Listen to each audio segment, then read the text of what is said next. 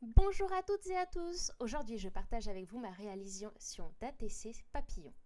Tous les mois, avec ma maman scrapeuse, nous nous lançons un échange de 3 ATC, 3 AT-coins et de 3 AT-stamps par thème. Ce mois-ci, nous avons choisi les papillons. Je profite de cette période de confinement pour partager avec vous mes différentes réalisations sur ce thème. Dans cette vidéo, vous aurez mes 3 ATC. Pour commencer, je prends un pochoir sérigraphique Graines Créatives ainsi que 3 fonds d'ATC blancs.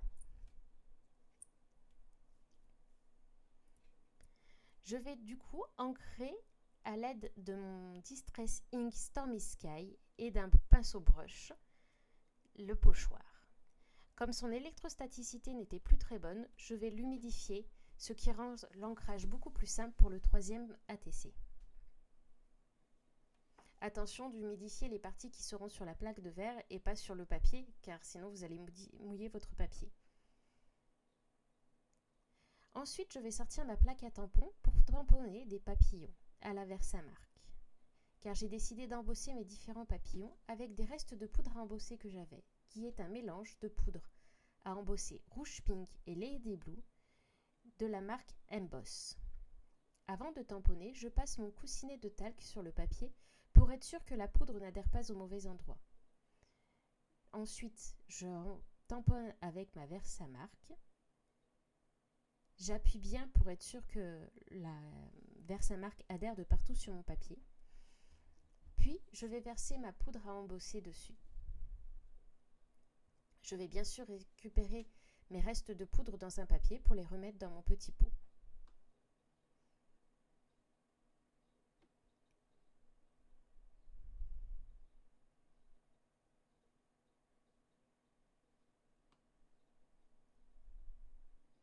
Il faut maintenant que je chauffe la poudre. Attention de ne pas faire la même bêtise que moi. Il faut commencer par chauffer par le dessous. Car là, j'ai voulu chauffer par le dessus et j'ai quelques particules de poudre qui se sont envolées. Du coup, comme je n'avais pas modifié mon emplacement des tampons sur ma plaque à tamponner, je vais faire refroidir mon ATC en le secouant un peu, puis je vais retamponner à la Versamark et recommencer l'étape de mettre de la poudre et de chauffer. Je repasse mon coussinet de talc entre temps pour être sûr que ça ne puisse pas adhérer toujours là où il ne faut pas.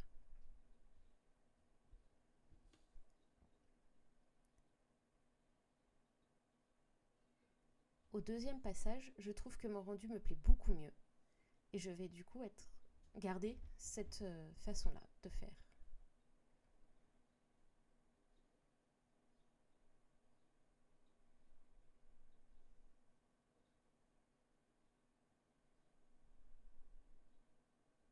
Vous remarquerez que je recommence par chauffer par le haut, histoire d'être sûre de bien continuer dans ma bêtise sur cet ATC-là. Mais bon, c'est pas grave, j'ai changé d'idée pour les autres et apprendre de mes erreurs.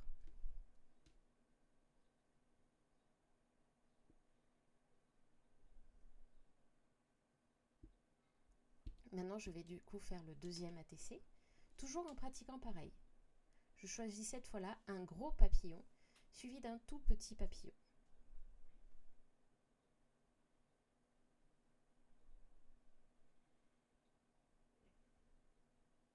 Donc on recommence, un peu de talc, de la Versamark,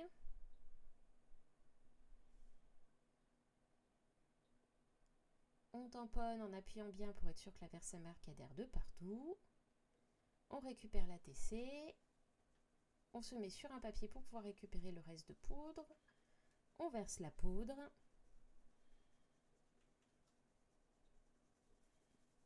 on tapote pour faire sortir les résidus qui ne sont pas au bon endroit et s'il manque de la poudre, on en reprend un peu.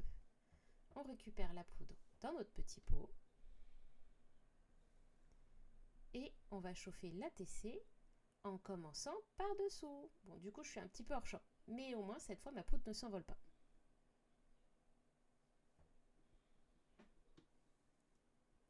Une fois que ma poudre a commencé à fondre, je peux maintenant chauffer par le dessus. Il n'y a plus de risque que des petites particules de poudre s'envolent et aillent se coller là où je ne veux pas. Et nous recommençons le tout pour la troisième ATC. Et oui, c'est un peu rébarbatif. C'est pour ça que j'ai accéléré la vidéo.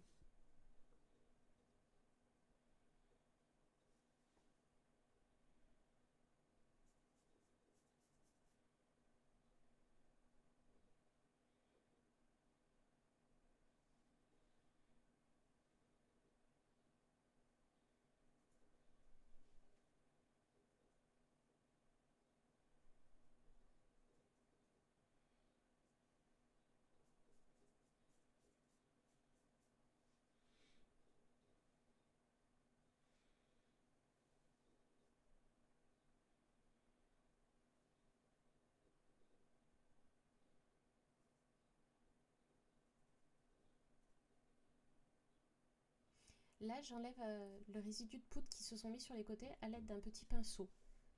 Pour être sûr qu'il n'y ait pas de poudre là où je ne veux pas, toujours.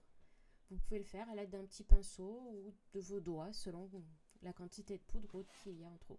Évitez de trop tapoter votre papier, vous risqueriez d'enlever la poudre là où vous la voulez.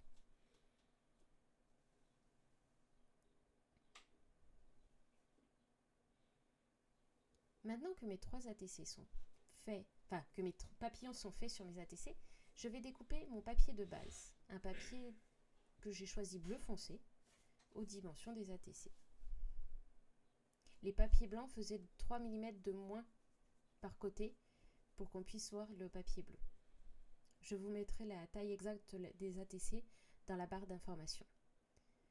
Je vais arrondir les angles de mon papier bleu, car auparavant j'avais arrondi aussi les angles de mes papiers blancs. Pour cela, j'utilise ma ma corner champer, pardon, et je prends l'angle le plus grand.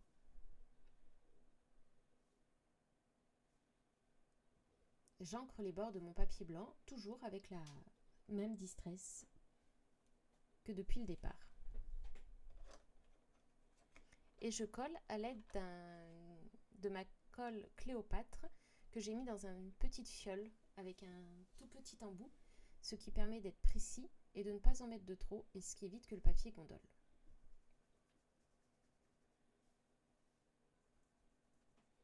Je centre bien mon papier blanc sur mon papier bleu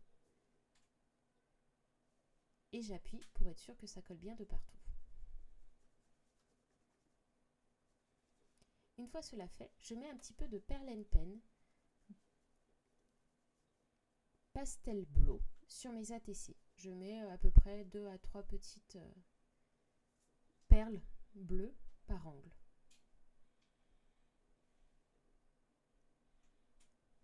Pour que ça s'arrondisse bien, je tapote un peu mon papier, voire je le fais tomber sur ma plaque de verre. Car comme mes perle pen sont un peu vieux, les perles ne se forment pas vraiment comme il faut.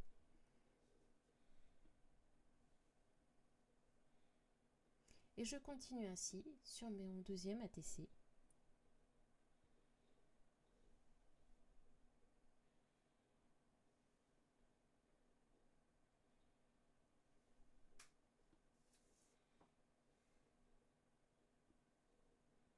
Puis enfin, le troisième ATC. Pour que ça soit plus simple, j'ai décidé de faire les perles du deuxième et du troisième ATC en même temps. Avant de faire mes perles, je mets un petit point de perle pen sur une chute de papier que je vais mettre à la poubelle pour éviter les bulles d'air. Et du coup, un mauvais résultat sur mon papier final.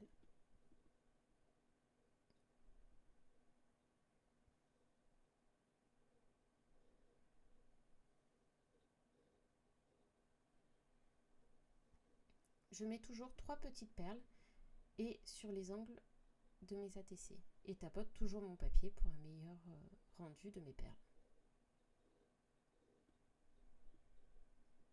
Voilà, mes ATC sont maintenant terminés. Merci d'avoir regardé cette vidéo. Pensez à mettre un pouce bleu et à vous abonner si elle vous a plu. À très bientôt dans de nouvelles vidéos. Au revoir.